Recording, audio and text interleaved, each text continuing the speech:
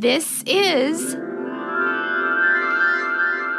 Listening Tube. Hello. Thank you for putting your ear to The Listening Tube. I'm your host, Bob Woodley. On this episode, I'll have a chat with director Andrew Linn about his documentary. You're gonna have faith in it. State law. But first... Not the headlines. A story provided by Yahoo News and credited to an organization called Blavity tells the story of how black people should vote, according to former Vice President and presidential candidate Kamala Harris. Her remarks and advice came at the National Action Network Convention, which I'm guessing is a political left gathering hosted by Al Sharpton. The story says it's almost like an audition for the next Democrat political stars and top office contenders. More on that in a minute. I was curious about a news organization called Blavity, which I had never heard of before, so I'm going to look that up. He's going to look it up. He's really going to do it. I want the truth. You can't handle the truth. As it turns out, Blavity is a media group with several brands that focus on the black consumer and those who wish to market to them. When describing themselves, they use the word multicultural, as in, Blavity Media Group is committed to creating an inclusive world where multicultural voices are amplified and celebrated. Then it adds, our mission is to provide platforms, content, and services that empower the black community. We believe that when black people are empowered, they can change the world. Clearly, the goal is to market to black people for black businesses and creators. And that's possible because we have the data to know exactly where people are and what color they are. And we are a lot of different shades. Blavity may add multicultural to their verbiage, but they only mention black people specifically. Now, imagine if that statement said, our mission is to provide platforms, content, and services that empower the white community. We believe that when white people are empowered, they can change the world. Who's the racist here? Getting back to Kamala Harris's advice for black voters, she said that black voters should be more transactional. The story quotes the former vice president as saying, I think we need to be transactional voters. Get yours. Vote and say, I'm voting because I expect something out of this. You're not going to take for granted that I'm going to vote because I'm a good citizen and it's my civic duty to vote. Let's examine that statement a little bit. She's saying that you should treat your right to vote for your government representation as half of a transaction for which you expect some product or service in return. Essentially, selling your vote to the highest bidder. Whichever candidate promises that you'll get what you want in return for your vote should get your vote. I hate to break it to Kamala, but that's always been the case. When you vote for a candidate, you are voting for someone who understands you and knows the conditions under which your district or town are under and shares your points of view. And in return, you get someone who represents you in our government who shares your values and wants what's best for the country. But Kamala wants to make it more of a personal transaction. In fact, I've read 2 stories now about what she's been saying at these get-togethers, and she apparently has discovered the word transactional because that's what she keeps talking about regardless of what you ask her. So that'll be her new catchword for a while until she learns another one, or when someone tells her what the new catchphrase is according to the progressive doctrine of the day. But I digress. Kamala wants to turn our election system into a quid pro quo. But what do most Democrat voters want? Well, free stuff. If you take a look at how socialists are getting elected in cities with high levels of progressive voters. More government dependency. which is exactly what the Democrats want. The more dependent we are on the government, the more the Democrats are happy. That way, they keep voting for the politicians who keep promising the government will take care of them.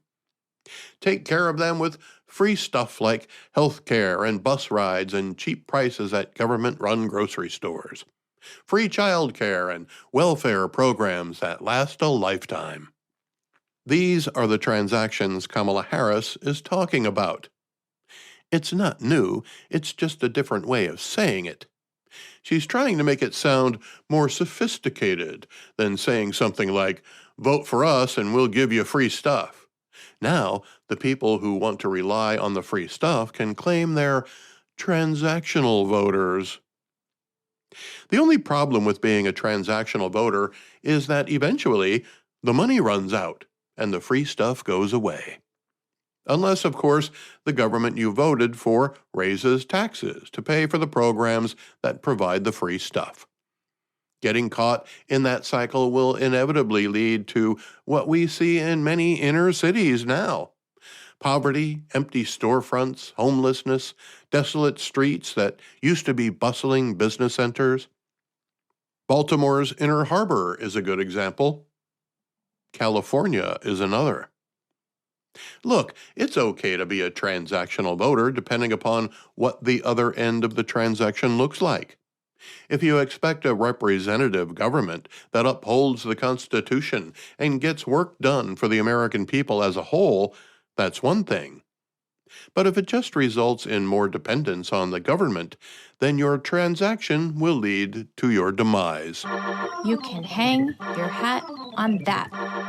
Supreme Court Justice Clarence Thomas made that very clear recently when he spoke about progressive policies. The Wilson to whom he refers is President Woodrow Wilson.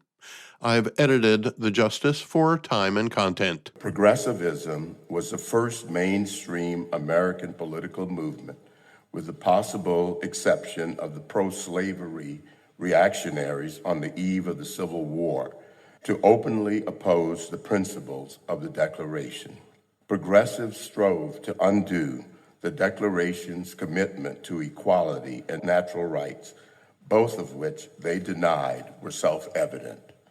To Wilson, the unalienable rights of the individual were, quote, a lot of nonsense. Wilson redefined liberty not as a natural right attendant antecedent to the government, but as, quote, the right of those who are governed to adjust government to their own needs and interests. In other words, liberty no longer preceded the government as a gift from God, but was to be enjoyed at the grace of the government. The government, as Wilson reconceived it, would be, quote, beneficent and indispensable. Progressivism seeks to replace the basic premises of the Declaration of Independence, and hence our form of government. It holds that our rights and our dignities come not from God, but from government. It requires of the people a subservience and weakness incompatible with a constitution premised on the transcendent origin of our rights. You will not be surprised to learn that the progressives had a great deal of contempt for us, the American people. Before he entered politics, Wilson would describe the American people as, quote, selfish, ignorant, timid, stubborn, and foolish. He lamented that we do too much by vote and too little by expert rule. He proposed that the people be ruled by administrators who use them as tools. The century of progressivism did not go well. The European system that Wilson and the progressives scolded Americans for not adopting, which he called nearly perfect, led to the governments that caused the most awful century that the world has ever seen. Stalin, Hitler, Mussolini, and Mao all were intertwined with the rise of progressivism and all were opposed to the natural rights on which our Declaration are based. Progressivism, in other words, is retrogressive. So if you want to be the kind of transactional voter Kamala Harris is encouraging you to be, Justice Thomas just told us what the consequences could be. The listening tube will return at the speed of sound. Send email to thelisteningtube@outlook.com. My guest today is Andrew Linn. He's a film director who's got a documentary about the balance of religion and politics. And you can watch it for free. He'll tell you how. But before we run off and do that, let's get some questions answered. The film that you have recently directed is called Church and State, Roger Williams and the Founding of Freedom of Religion. Is that correct? Yes, that's correct. Is Roger Williams a good guy or a bad guy? I would say he's a good guy. I personally think he was a very good man, a very courageous man. I don't agree 100% with everything he thought and did. However, I don't agree with anybody 100%, whatever they think or do. But I think what he did, laid the framework and the foundation for America and for the modern way the world works, generally speaking, in the West. He was the first public official to call for a wall or hedge of separation between the wilderness of the world and the garden of the church. Why is that interpreted as a separation of church and state and not just a separation between reality and faith? Yes. Well, he framed it that way. He did frame it as the church being separated from everything, not just the government.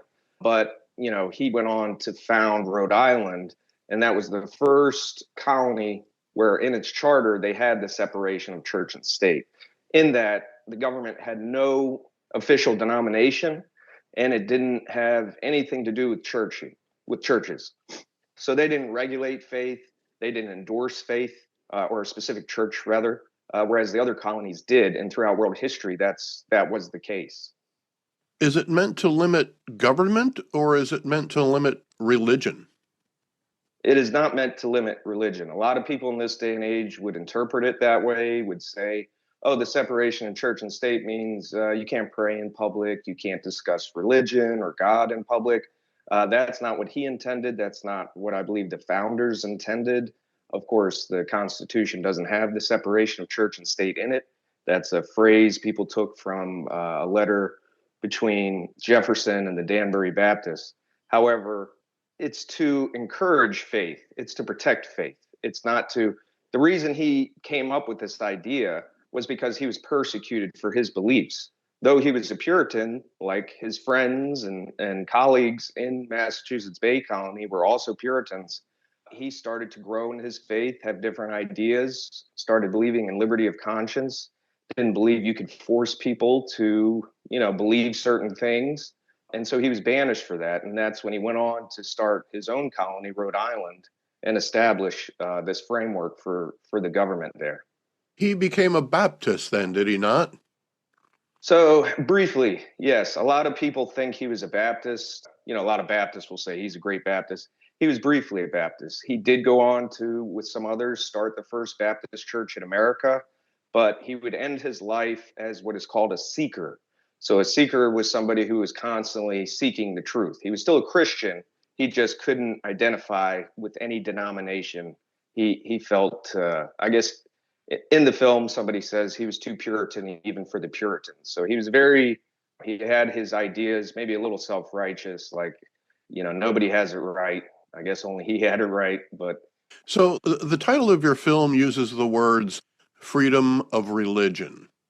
yes. And we've all heard the comparison between freedom of religion and freedom from religion. How did Roger Williams see the difference between the two? Roger Williams agreed with what the First Amendment says, that there'll be no establishment of a religion. He agreed with that concept, but he also believed that you could not ban or punish religion as well. So he thought the only way for the church to be pure and grow in truth and, be a real church is to not have government involved in the church. So it's more of a one-way street. Government not involved in the church. Church should influence the government, but it shouldn't, be married to the government, because he felt that only corrupted the church. It didn't make the government better. Here's what I wonder, and you bring up a good point.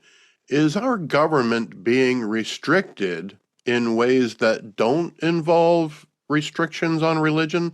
Is the separation of church and state preventing our government from doing the best job it can do? Um, I'm not sure what you mean by that. What Well, could you rephrase? it seems like our government, like, let's take for example, like, I'm not familiar with the Quran and I'm vaguely familiar with the Bible, but if the origin of wisdom or knowledge is considered irrelevant, why should lessons from the Bible or other religious texts not be allowed to be promoted by a government? I mean, there's some valuable stuff in there.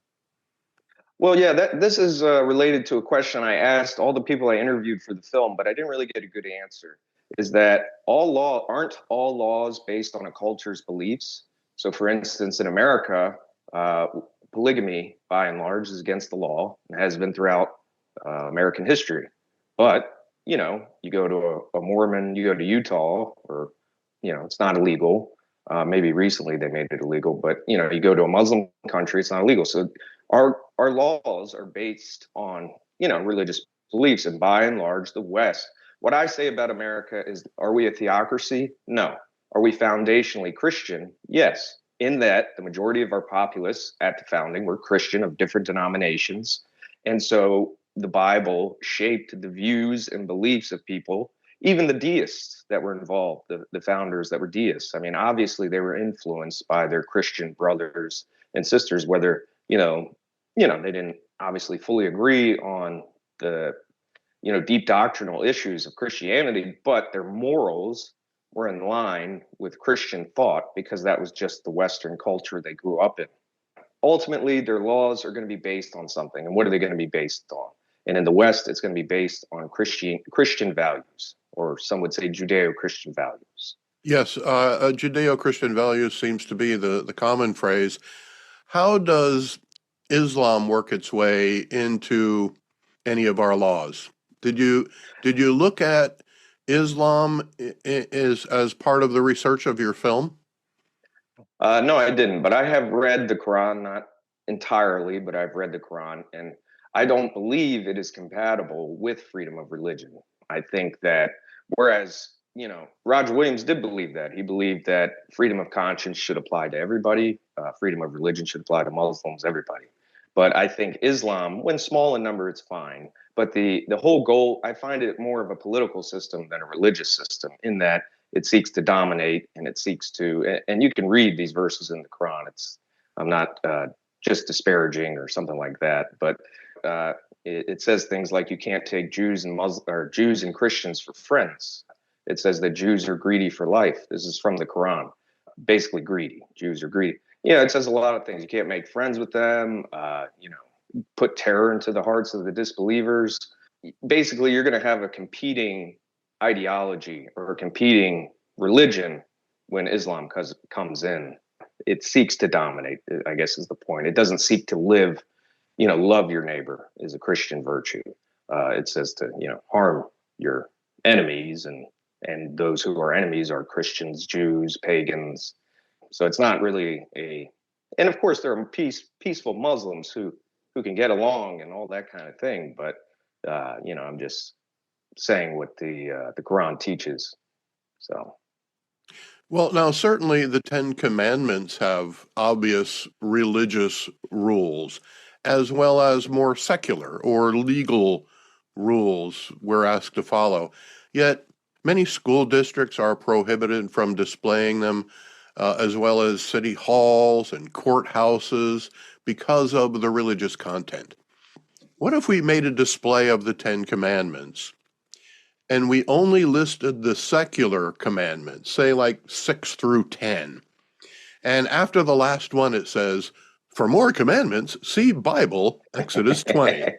Yeah, right.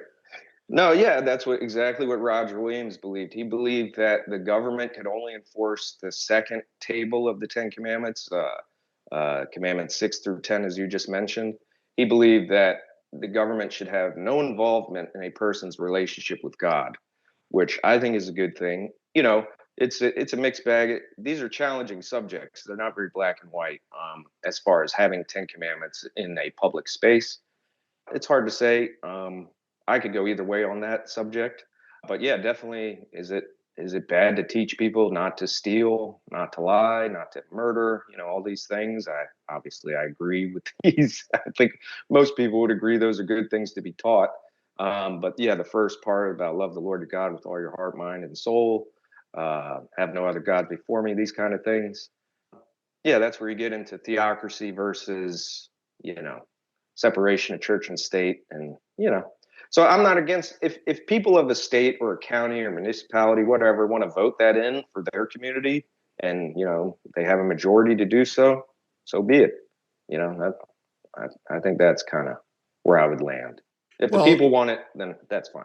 It's fine and well to think that could happen, but let's say if your town there in West Virginia voted to display the 10 Commandments in a public space, you know that somebody's going to come along and file a lawsuit against that, and some judge, probably in some other jurisdiction, higher up in the chain of the judicial system, would come down and say you're not allowed to do that. Now, right. is that a violation of someone's religion, or is it a violation of our laws? As I said, if people voted it in, the Supreme Court's kind of come down that, people can do this. It's not a freedom from religion, it's freedom of religion. So a lot of people want to, like the ACLU or whoever, want to come against and sue, like you had mentioned, people for doing things like this, or they'll say, well, if you have your 10 Commandments, we're going to have a Krishna over here. You got to have equal representation of all the faiths. Right. Well, that's ridiculous. If it's what the people want, and the people vote for it, they should have it. And this is where intolerance comes in. People are intolerant who want to get rid of these things. If you can't handle it, that's where you have a discussion. You don't ban things you don't like. You know what I mean? You can't just be like the Massachusetts Bay Colony and say, okay, well, we're going to ban you. We're going to hopefully get you killed or sentenced to prison for your difference of opinion, thoughts on religion. And this at the time was not for people who believed in Judaism or Islam or, whatever. This was Christians. They were persecuting other Christians who just thought a different way than they did. And so we don't want to get to a kind of, that kind of puritanical idea of life and religion, spirituality, allow, freedom of religion. Now, just for reference sake, we should mention that Roger Williams, as you said, founded Connecticut. Rhode Island. Rhode Island, I'm sorry. And yes. That was back in the 1600s. Correct. So how do you think Roger Williams would look at today's society, and what kind of conclusions or precautionary measures would he bring to us? Yeah, so a lot of people think freedom of religion and freedom in general is this idea of anarchy, and he would be completely against that. He was against anarchy. That's not what he was trying to establish. What he was simply trying to do, he believed in taxes, he believed in government, he believed in respect and submission to authority. So I think I'm sure he'd be pretty appalled. I think a lot of the founders would be appalled at some things that go on in this day and age. He might reframe some of what he thought, but by and large, I think he'd stick to his guns on the bigger subjects, like the freedom of religion and the separation of church and state. But, based on where his church that he established went and where it is today compared to the way it was when he was there, I'm sure he'd be pretty upset about that. Well, he did seem to have a very malleable mind. He didn't seem to object to changing his mind or changing his points of view depending upon what he learned and what he experienced. So I think he'd probably might even be more open-minded than we would imagine. Yeah, I mean, see, he was in some regards, but he was also very, like I said, very self-righteous to the point where, he was, there was no denomination good enough for him, and he kind of, went his own way. But yeah, he was growing and, and changing in his faith and his beliefs.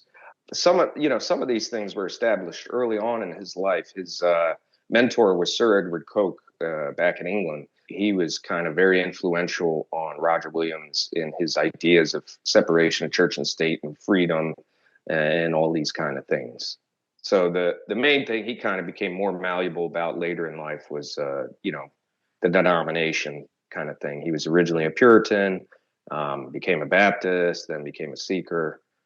But he was hard nosed. He had, he did not care for Quakers. He would, but he never banished them. A lot of Quakers came to Rhode Island because nobody liked them anywhere. So the Quakers came to Rhode Island because there was freedom of religion. It was kind of a haven for these types of people that nobody cared for, I guess. So they went there, and he didn't banish them. It was a quick test of his character and his supposed beliefs. But you know what he did? He debated them. He would travel by canoe, row all the way, hours away, just to debate Quakers. So he was very, he was a funny guy. I like that. That's good. That's what we should do: debate, discuss, not kill and banish and harm others because they're different views. So Learn from each other. yes. So, Now, it was Thomas Jefferson who's credited with coining the term separation of church and state, but he also wrote the Declaration of Independence, which refers to God and a creator. It was much later in 1802 when he wrote the letter that you had referenced earlier about the separation of church and state. Do you think that he really believed in the separation of church and state, or did he paint himself into a corner with the Baptists and what was then republicanism? I do believe him and some others. I do believe they believed in the separation of church and state in a very harder, line than others. The founders, generally speaking, I think kind of blurred the line of the separation of church and state a little bit. Whereas I think people who weren't of the Christian faith, like Thomas Jefferson or Benjamin Franklin, I think they were more hardline, like, just stay out. And there was a few others as well that really didn't want. But, a lot of things people forget or don't know the history. Part of the reason for the separation of church and state is because when you paid taxes in those days, a portion of that went to the state-run church. So if you were a Baptist living in Virginia, your money would go to the Anglican church. But if you didn't agree with them, well, then that would make you upset. And that's kind of what he was addressing there, Thomas Jefferson. He didn't want that. That was a big part about the separation of church and state. It wasn't that you couldn't, express your beliefs publicly in public office or pray. It was that you didn't want one denomination ruling a state or a country, colony, and you didn't want your taxes going to a church that you didn't necessarily affiliate with, and they still have that in Germany. In Germany, a portion of your taxes, 10%, a tithe, goes to the Lutheran Church. I think you can opt out of it, but they still have that though. That's old world stuff that was brought over here, and that's what largely people wanted to get rid of. Well, that still exists today in the respect that unions charge union dues and then use that money for political donations, which may or may not align with the rank and file of the union. Yeah, absolutely. Unions are, so I guess human nature, it's, throughout history. So I guess we thought we were getting an advantage of taking money away from the church, like I just mentioned.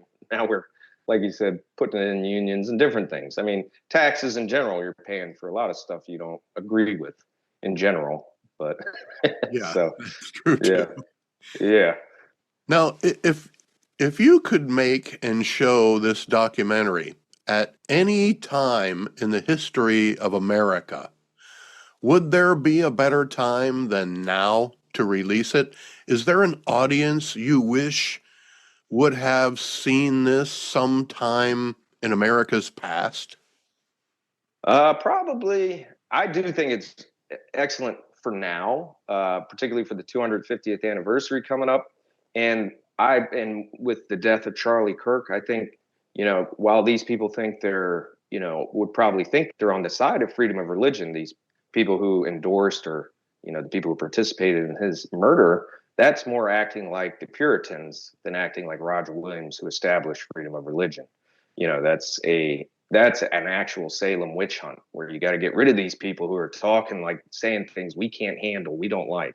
But also, I would say it would be good to release back with the one of the Supreme Court decisions that established a new precedent for the separation of church and state. I believe this was in the 50s. That's when they said, it basically made it seem that freedom from religion was what the First Amendment meant. And I don't remember all the details of the court case, but that would be a good time as well. How do you want people to feel after seeing Church and State, Roger Williams, and the Founding of Freedom of Religion, directed by Andrew Linn?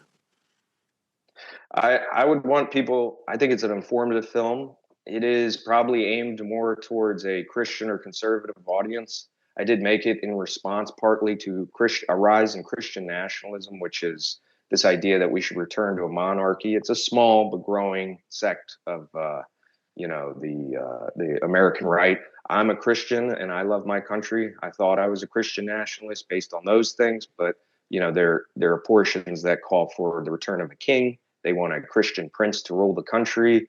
And we're living in a somewhat chaotic time, and I think this is a response to that, chaos in the streets and people getting off with murder, and they think, well, if we had a Christian prince, things would be cleaned up, things would be better.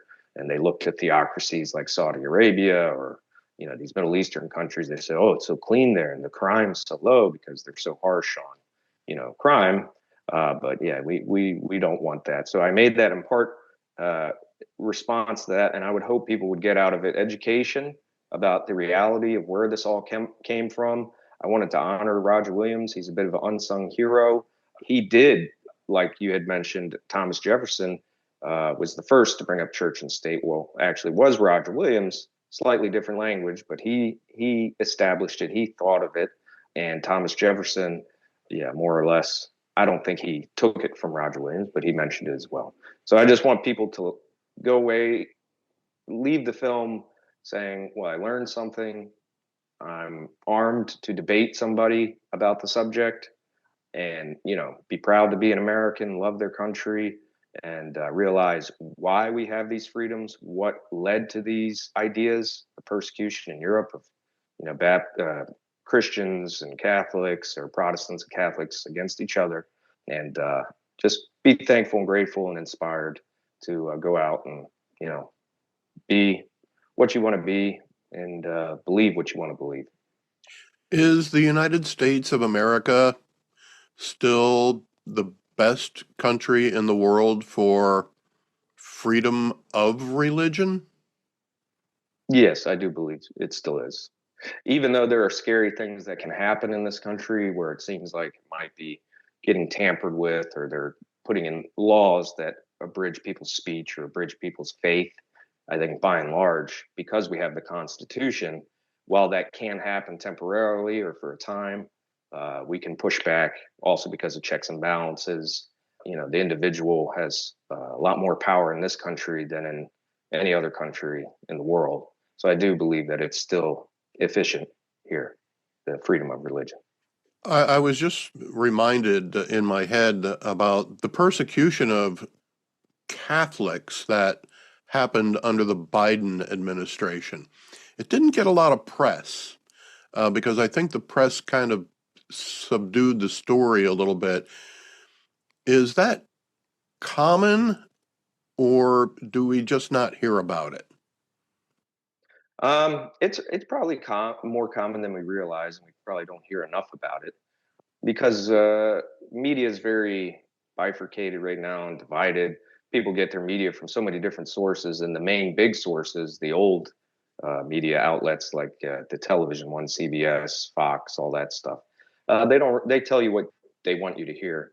I'm not familiar with all the Catholic persecution. I do remember one story under Joseph Biden that there was a elderly woman who was just praying outside of an abortion clinic, and she was arrested and put in prison.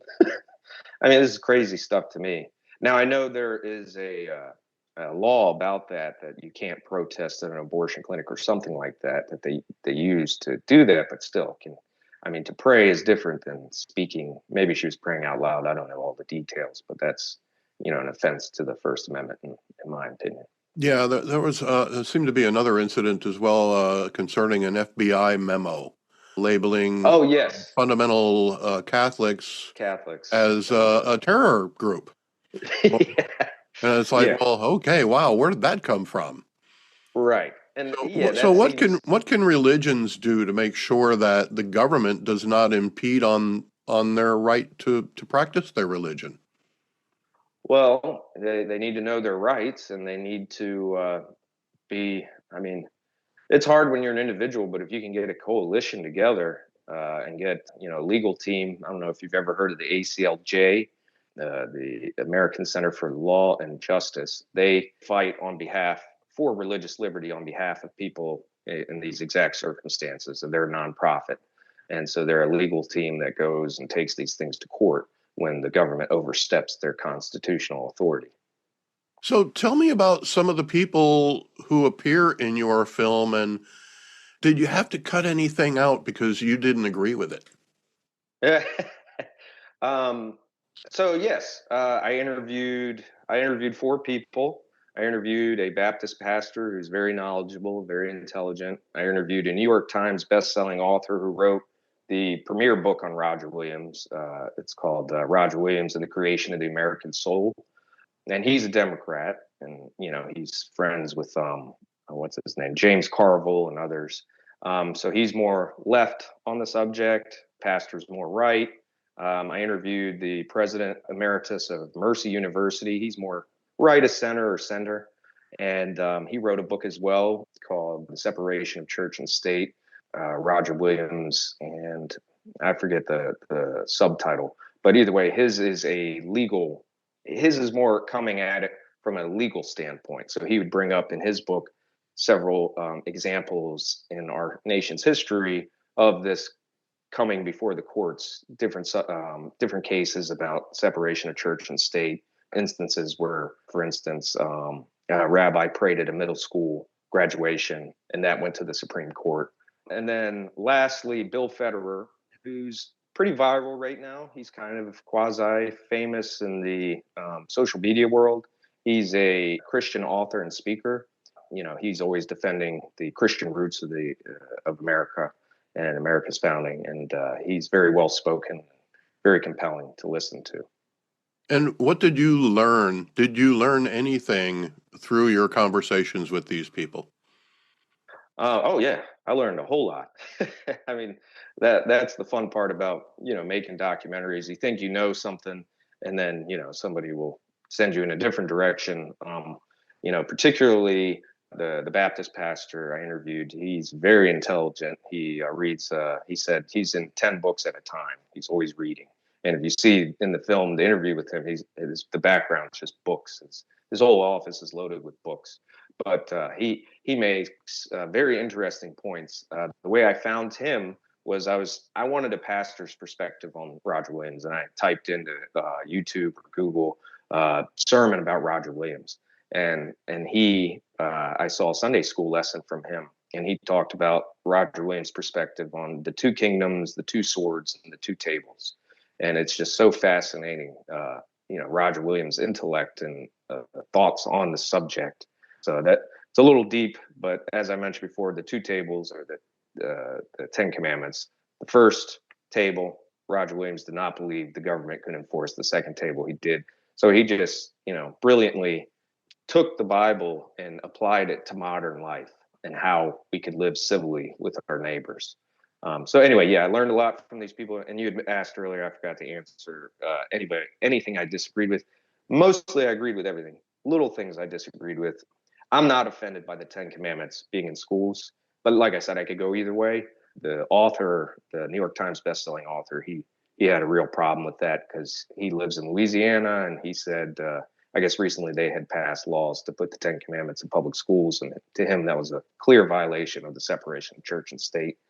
For me, it didn't bother me that much. But So the Baptist minister then confirmed my assertion that 6 through 10 was secular.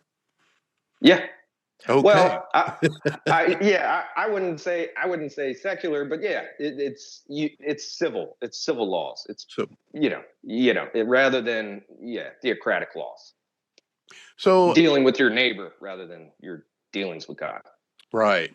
So Andrew, you've probably talked to other people about this film. Is there anything I didn't ask you about that you just want to tell us?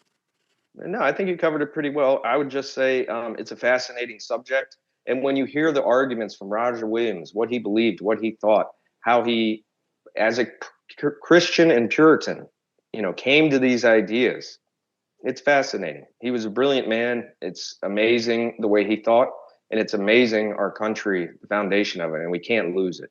We can't, give it up on the left or the right for some foolish idea or notion that we need more government to control our lives. That's stupid. And then the Massachusetts Bay Colony, just because it was the Christian faith, the puritanical faith that was governing that, and they controlled how long your hair could be. They controlled if they wouldn't let you live alone. They would kick people out for being too proud. All these kind of things. That's bad. And we don't want it in a different, whether it's Christian, ruling our country, or some other form, a secular form.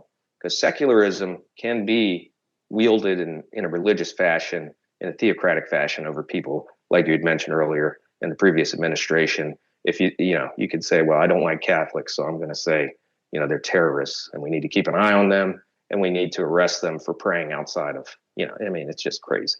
We can't live like that. So where can people find the film? So you can watch the film for free at www.churchandstatedoc.com, churchandstatedoc.com. It's on YouTube. If you type in Church and State documentary, it should be the top, if not the top 5, things to pop up. And, it's on several different platforms. Obviously, YouTube's probably the easiest one. But, again, the full title is Church and State, Roger Williams and the Founding of Freedom of Religion. And what kind of feedback have you been getting so far? Yeah, people like it. I worked really hard on it. It's a lot of reformists like it, reformed people. So people in the Christian denomination who are reformed or Calvinists, they really love it. And by and large, generally people like it. So I haven't heard anything negative, so that's good. All right, because a lot of times if you talk about the separation of church and state, there's a likelihood that you'll make people mad as well. Yeah. So I have an advertisement on the back of my car for the film. So when I drive a lot, so people can see it and go to the website. And I had somebody come up to me at the gas station, and he was very aggressive. And he goes, the separation of church and state, that doesn't exist, right? And I'm like, hey, I think we're more on the same page than you realize. And he thought like I was some, I guess, a secular or atheist type guy who wanted no religion in public life at all. And I was like, no. So I explained it to him, and he ended up, being friendly afterwards. But he was, up front, he was aggressive and a little but he ended up watching it.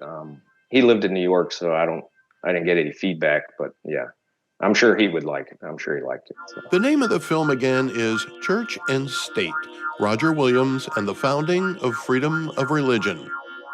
Thank you to Andrew Linn for spending some time with you and me in the Listening Tube. The Listening Tube is written and produced by yours truly. Copyright 2026. Shout out to some new places checking in: San Juan del Rio, Haifa, and Middletown, Pennsylvania. Thank you for putting your ear to the Listening Tube. I'm your host, Bob Woodley. for thou ad infinitum.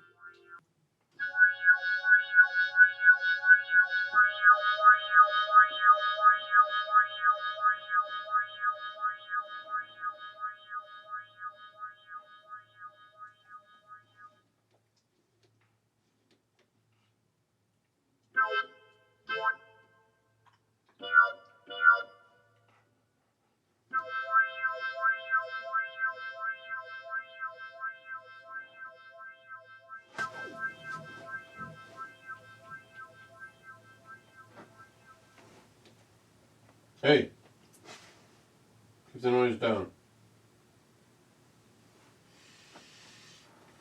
This is oboe.